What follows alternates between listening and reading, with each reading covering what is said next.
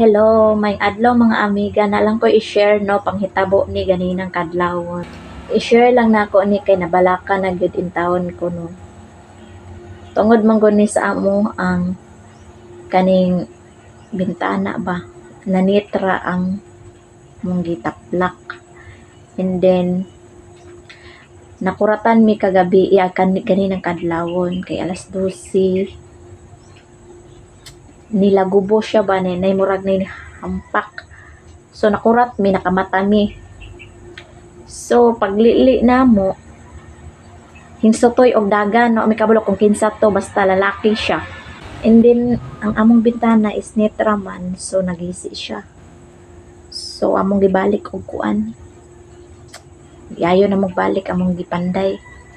Kay isod na kaayo no daplin rabi ami sa kalsada na moyo no.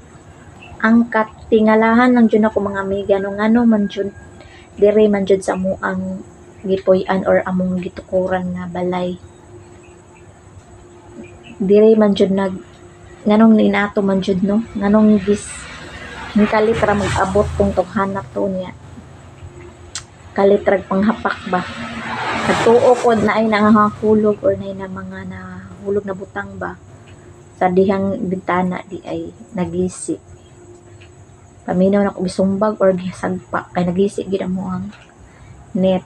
Ipakita na ko karon ang kuan pero ako nang giayo no. So mao ni among net mga amiga no.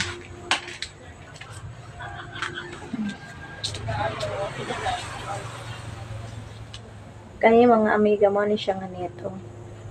Giingon. Mana siya. So matingala jud mi ngano man natong gibuhat ng tawhana to kinsa man siya